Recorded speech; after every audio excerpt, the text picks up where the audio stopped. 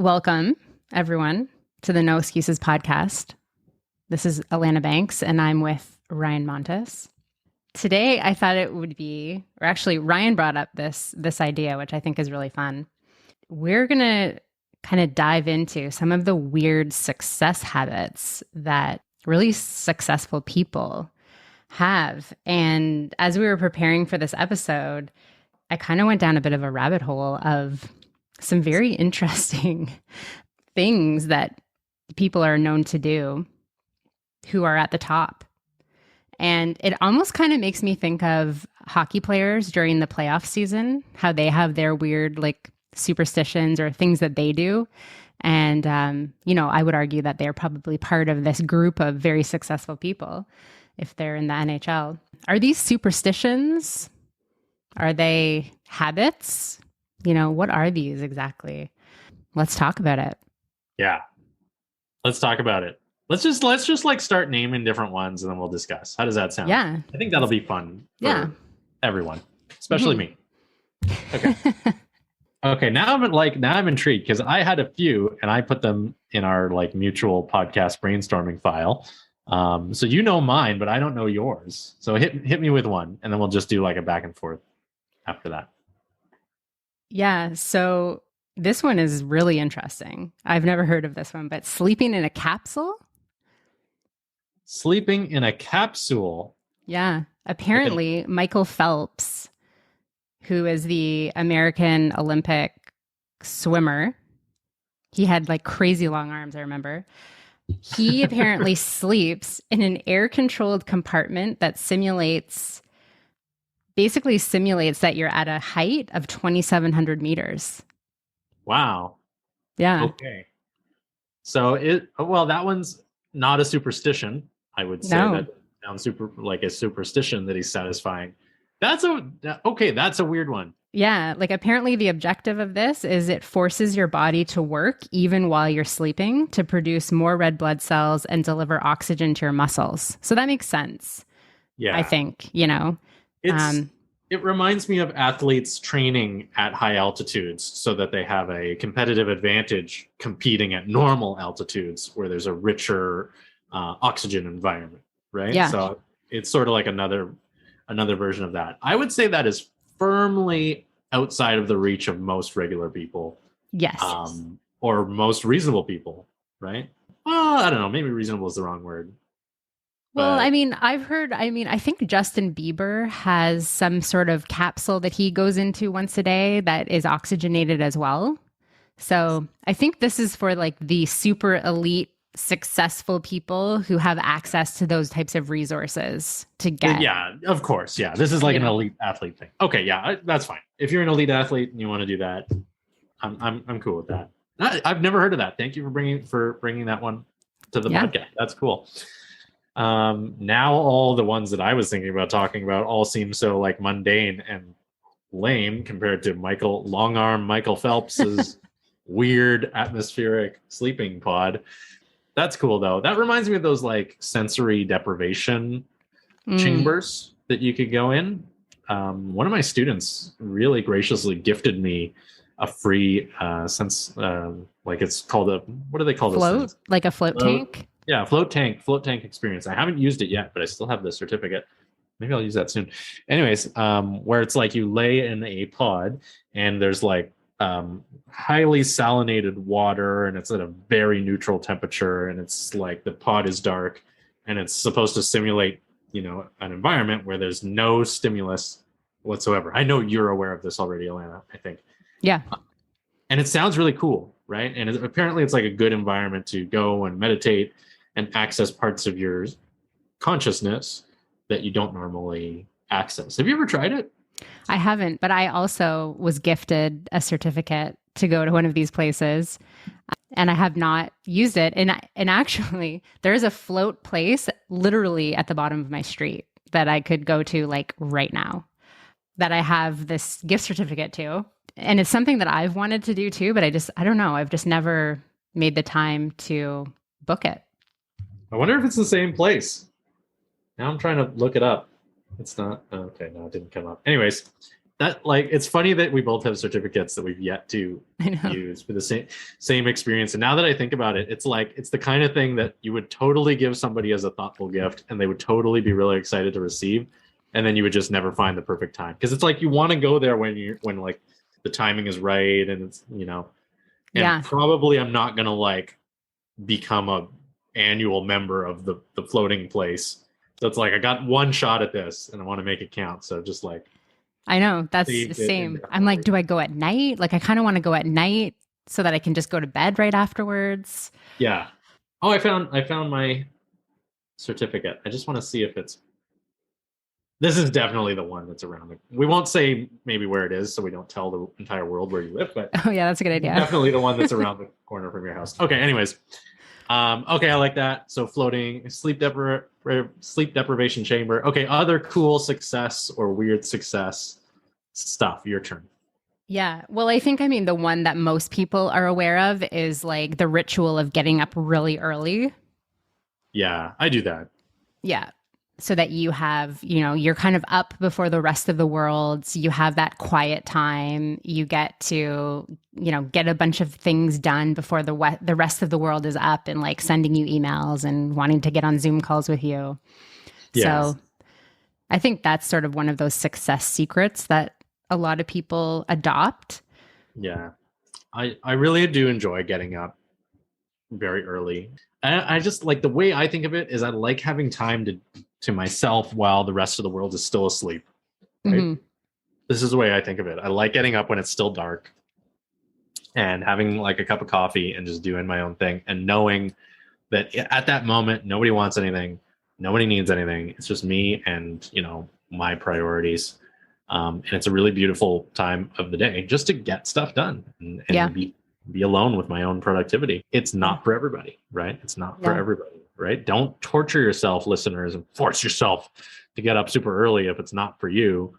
But if it is for you, then do it. Like I used to be the opposite. I used to stay up all night and then sleep all day. And now I go to sleep like crazy early. Like I'm in bed at like 8:15, 8:30. Like which is like even I will admit it is like crazy early. Especially these days, like I don't even think the sun sets until like 9 or 9:30. Yeah, literally, like I go to bed and the sun is still kind of up, and so I have blackout curtains in my bedroom. But then I'm up at like 4 something, at the latest 5 something, right? Mm-hmm. It's great, and I'm like when I go to the gym is empty, and like life is good. Yeah, that's a good one. It's also a hot tip for mums out there. I would say any mums that are listening. Like this is a hack that I learned kind of earlier on when my kids were really little is I would just get up super early because I just wanted to have a bit of time for myself. And I found that at the end of the day, it was really hard for me because I was just tired and I would sometimes fall asleep with my kids. So mom hack for those successful mom entrepreneurs out there, just get up early and before the rest of the house gets up. Yeah. Yeah. If you can get in that habit. It can be tricky. Of being up. Yeah. If you live with other people, whether it's your family, spouse, whatever, at least try it. Like see what it's like to have an hour to yourself in the morning just to do whatever you want to do or to do nothing. It can, maybe meditate. It can be good. Okay. That's a good one. Okay. Is it my turn? Next. Yeah. I think you're next. Okay. So there's this thing, Alana, called a James Bond shower. Have you ever heard of it? I haven't heard that name, but I have a feeling I know what it is. You haven't heard the name James Bond? Well, I've heard the name James Bond, but not James Bond shower. very famous. I don't live underground. Wow. Anyways, now I'm like way off track. A James Bond shower. Okay, so a few years ago, it's always been a thing, but a number of years ago, cold therapy and like cold shower stuff and like just exposure to cold came into popularity because of Wim Hof and some other people around the time who were advocating, and I think they're right, the benefits of cold exposure, right? And so, cold showers all of a sudden became a thing. And, for personal development enthusiasts and athletes and people who are always wanting to try different things to be better, I think a lot of people have tried like taking cold showers just as a matter of like challenging themselves and, being gritty and determined. I don't know what, how people term it in their minds. So a James Bond shower is a play on that, basically. And so it's a James Bond shower is when you take like a shower that is as hot as you want for like the first 90%, but then before you get out of your shower, you set the shower to cold and you like rinse off in the cold for like the last 30 seconds or whatever of the shower. And then you get out, and it's said to have, almost equal or nearly as good benefits as just taking cold showers, which is not for everybody. And I think the reason I'm not available for cold showers. Not available for cold showers, right? I think a lot of people are not available for cold showers, at least not for most of their life. But like, for those people who are not, like if you think about James Bond, like James Bond has very much this like hedonistic view on life where, he will always indulge in good food and good drinks and, the pleasures of life, and doesn't seem to be somebody who would deprive himself, yet at the same time is concerned with high performance and athleticism and preparedness, right? So I think that's why this is the compromise. Enjoy your hot shower and then just suffer through the last 10, 15, 30 seconds of cold. And I've done it both ways. I've gone extended periods taking exclusively cold showers. I've done the James Bond showers, and I've done hot showers. And I will say that there are definitely benefits to cold water on the skin. That being said, I'm not recommending anybody go and do this personally, because it's not for everybody. And I might go so far as to say to like ask your doctor before trying something like this, because depending on your age, depending on your life history, it could be kind of a shock to the system. Yeah. Right? But that being said, I've done it with great results. Yeah. And actually, I've had a James Bond shower before. So there we go. I didn't know that that's what it was. Yeah. But there is something to be said for that cold exposure therapy, I think. Like I had a slipped disc last summer, and I was going to this place that was like all water stuff. And they had like a really cold pool. And I thought what I needed actually for my back was to go into the hot tub and like do all of this warm water stuff. But to be honest, the place where I felt the best was in this freezing cold little plunge pool. And normally I wouldn't really go in there because I like warm water. But I was like spending like 2, 3, 4 minutes in this cold plunge pool because it felt so good. And I think what it does is it shocks your system, definitely. It makes you feel very alive. Yeah. But I think what it is also is an anti-inflammatory. So if you have any inflammation anywhere, it just like releases that and it makes you feel so good. And once you get over that hump of like, oh my God, this is freezing, it starts to feel really nice.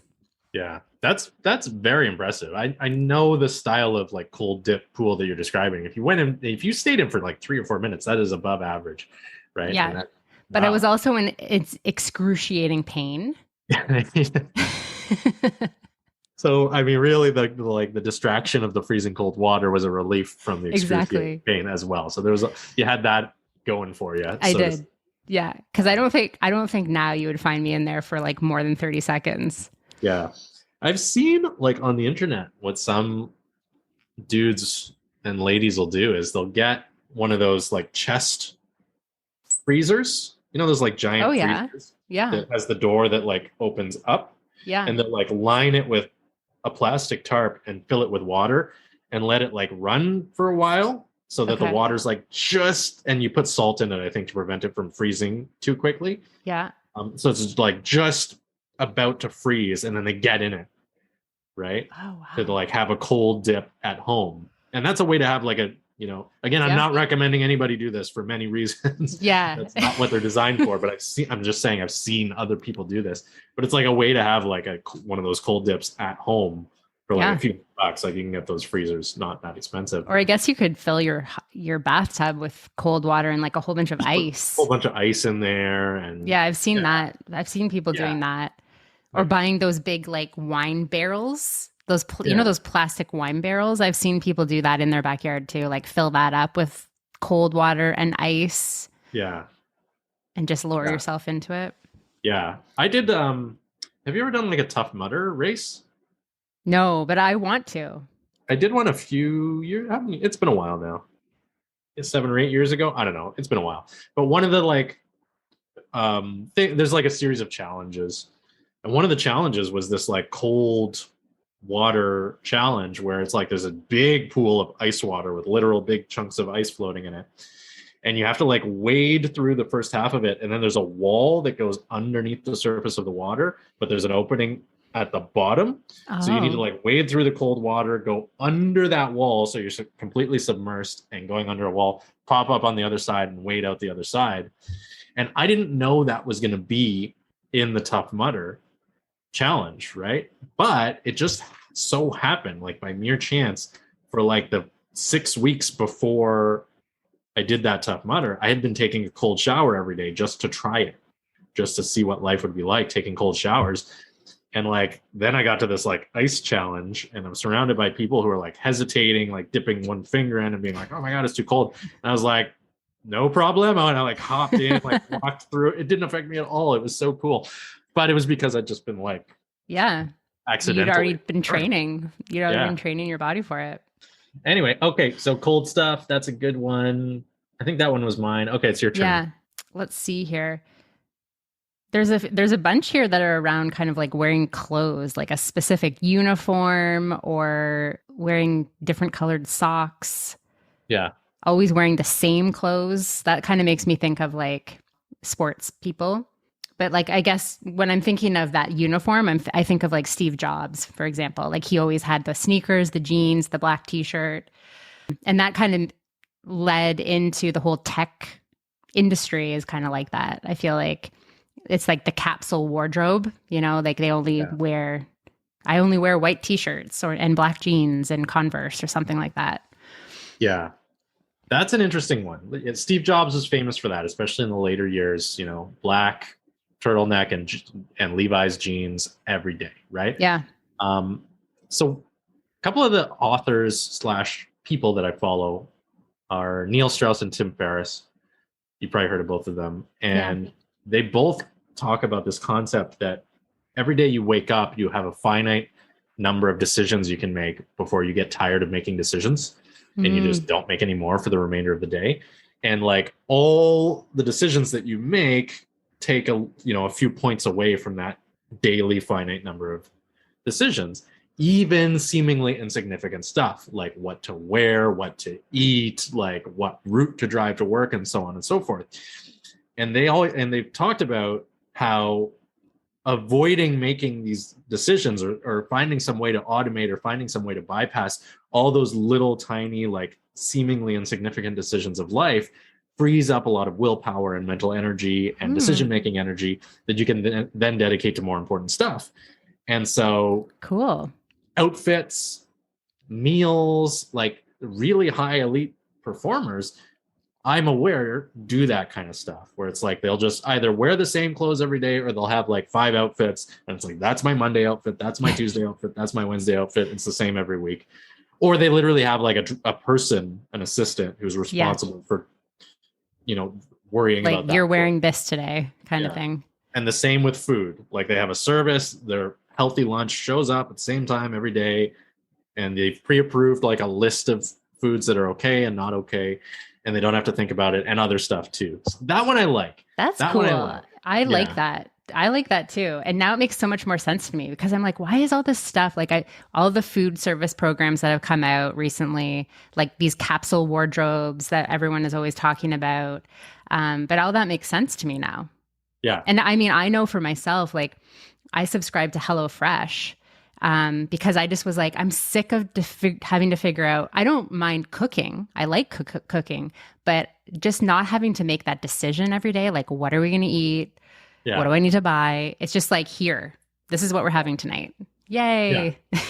Yeah. I have that too. I started a meal service, like a healthy meal service a little more than a week ago. And, it's amazing, right? Yeah. Like, I don't have to worry about groceries anymore. I don't have to worry about cooking. I don't have to worry about what I'm going to eat. I pre-approved all the meals. And so it's like when it's time for lunch, I walk to my fridge. There's this like healthy, locally sourced like food. All I got to do is heat it up and I'm good to go. And it's like I didn't realize how much mental energy on a weekly basis I was expending on just thinking about food and what to eat and like going to the grocery store and writing grocery lists and like all this stuff. And I recognize at the same time that there's probably some people who are hearing us talk about this and being like, oh, these pompous podcast hosts with their meal prep service. I get it. Like it's a very non-traditional way of thinking, but don't knock it till you try it. And I also kind of like, I talk about this with my classes sometimes. I wear the same clothes all the time. It's like I have 3 different gray sweaters that I kind of cycle through. And really it's because like there's more important stuff to think about than what to wear. The clothes are clean, but beyond that, like if I wear the same color t-shirt 2 days in a row, I don't even notice or care. Yeah. I know. I'm kind of with you I'm very much like that. And it's funny because I feel like I adopted this habit before the capsule wardrobe was even a thing. Like in high school, I only wore jeans and a black sweatshirt every day. That was my outfit. And and it's so funny. Like, look what I'm wearing now. Yeah. Jeans, black sweatshirts. The Alana Banks uniform. Wardrobe. Yeah. Cool. Yeah. Okay. Shall we do 1 or 2 more? Yeah, let's do. So that was me. Now we're back to you. Yeah. The cold shower thing was the one I was really excited to talk about. And then there's a lot of them that just kind of fall into the same category as the food and clothes stuff. Like I always keep my stuff in the same pockets. I always keep my phone in the same pocket, my keys in the same pocket, my wallet. And again, like always, and just because it saves a little bit of mental energy and it, prevents confusion. Let's see. When you first brought this topic up, it made me think of Tony? Yeah, Tony Robbins. TR. Yeah. So I watched, I believe it's called I'm Not Your Guru or I'm Yes, Not Your Guru that's it. I watched it as well. It was quite good. Yeah. I thought it was really interesting. And they go through his morning, like they have a camera crew kind of like going with him on his morning routine. And it actually follows a lot of the stuff we've already talked about. Like he gets up and he does, I think, some stretching, some exercising. He has his own cold plunge. He does almost like he does this like breathing, like I guess it's like Wim Hof breathing, but like not in the cold water. So he does this whole like breathing kind of routine and meditation. It's quite an elaborate morning routine. But that's what gets him in his vibe for the day. And then even before he gets on stage, I think he jumps on a trampoline and shouts and, gets his energy kind of like big, right? So that he can go out and like everyone else can feed off of that like immense energy. Yeah. So he checks all the boxes in terms of what he's doing for his success. Yeah. The thing that I recall about his morning routine is that when he meditates, I noticed this in the video on Netflix, that he like coils his index fingers in this like impossibly tight. Yeah, I noticed that too. Did you notice that also? And I was like, I'm looking at him and knowing that he does this I can't even do it. Like where like the pad of his index finger is literally like touching, like there's not like a little tiny bit of space in there. I like vividly remember that image of his giant hands like so tightly grasping, like closed. Anyways, Tony does a lot of that, the stuff that we're talking about. I think I've run out of like weird ones. Yeah. So, I mean, what do you think? The ones I wanted to talk about. Yeah. Like, what do you think about these things? Do you think they help? Do you think it just gets you into like a state? Is it, why do successful people need to have these little things that they do? I will tell you, I think they help if they help, right? It depends on the person. It depends on, many factors. If they serve you, do them. If they don't, right? Many of the things that we've discussed have a very scientific foundation for why they are helpful, right? I did hear recently. I'm a big fan of Alex Hormozy, who is sort of a newer thought leader in the business and entrepreneurship world, but really good, young millionaire dude. And he has a lot of very non-traditional views on success and non-traditional views on entrepreneurship. And he's like against daily success rituals and against daily success habits. I don't know if against is the correct word, but he doesn't believe in them the way other people do. And his explanation that I heard him share recently was, don't come to rely on daily success rituals because you don't want to fail in the absence of your daily success ritual, which reminds me of another expression from my past, which is really important and really empowering, is don't get ready, be ready. Yeah. Right. Don't get ready, be ready. Don't put and I think what he's saying is don't put yourself in a situation where you need to have all these different things working in your favor in order to be successful. When circumstances become unpredictable, when your environment becomes unpredictable and curveballs come your way, my hope for you, listener, is that you can still perform and still take action and still produce behaviors that are important, for achieving what you want to achieve. And so, I was already kind of on that train before I heard him give that explanation. For me, any success habits, any success ritual, any kind of little thing that I do to be better is always negotiable, and immediately important actions will always take priority.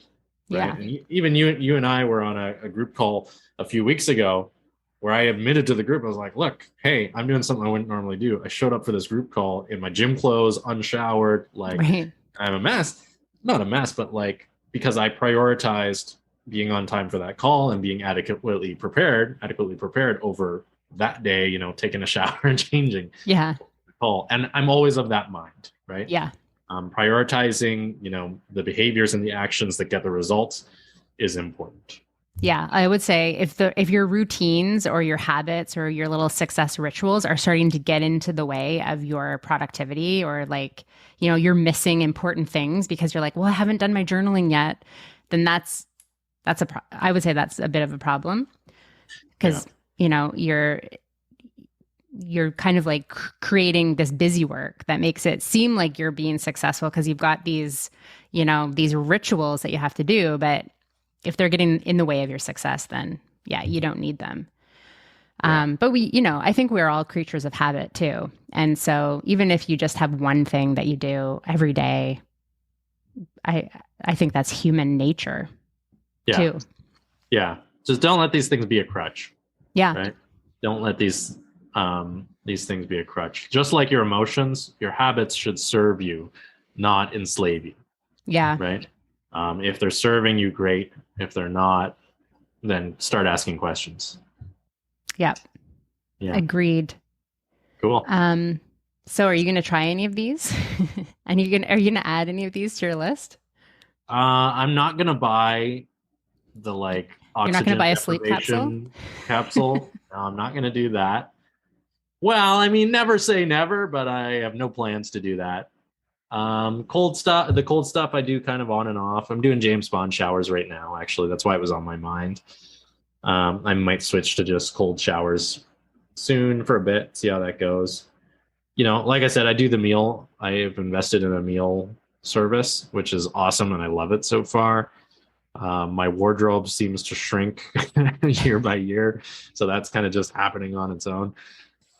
I think I'm already doing, or I've already tried all of them. I don't think there's other than this weird sleeping chamber, and I have the certificate for the sleep or for the sensory deprivation thing. Yeah. What about you? Are you inspired to do something that you haven't done before? I mean, just like you, I've experimented with all of these things, with the exception of the sleep capsule.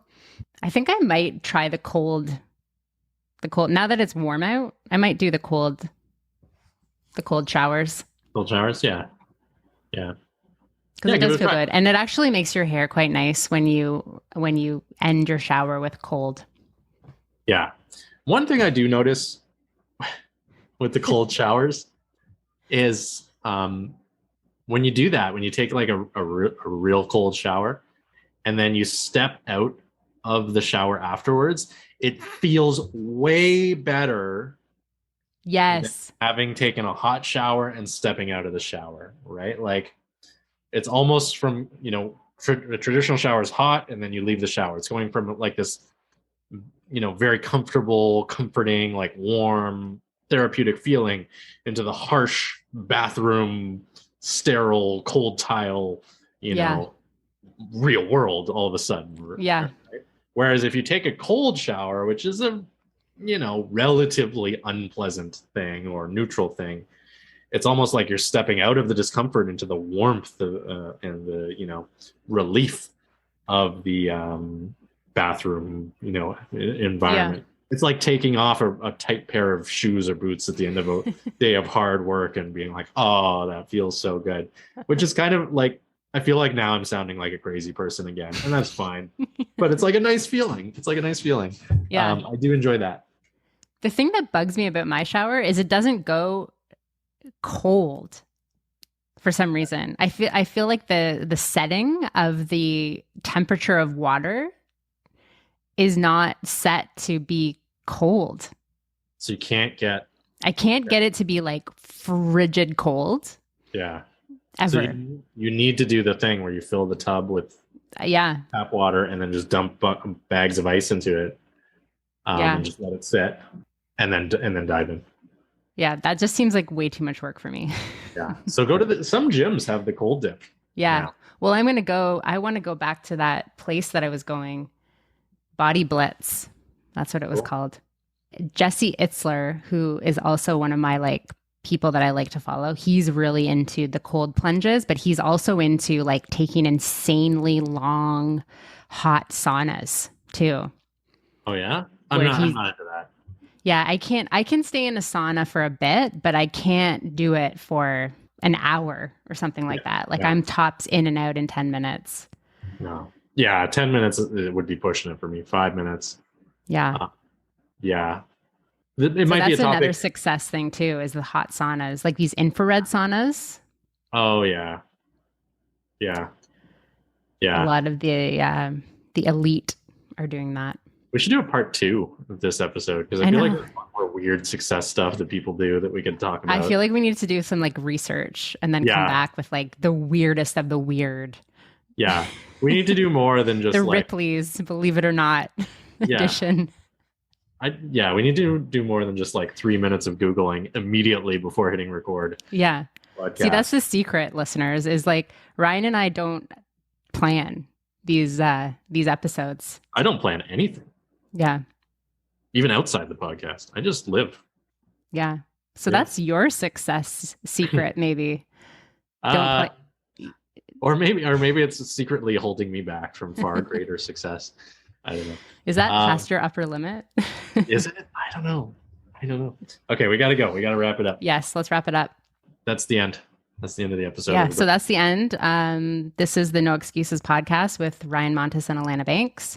You can find me on Instagram at Alana Banks Coaching or on the internet, alanabanks.com. And Ryan? Well, Instagram is on the internet. So if they're finding you on Instagram, they're also already finding you on the internet. I believe what you mean is they can find you on Instagram or at your website. That's correct. alanabanks.com. Yeah. You can find me on the internet at ryanmontes.com or on Instagram at Ryan Montes NLP. Thanks, Alana. Okay. Bye.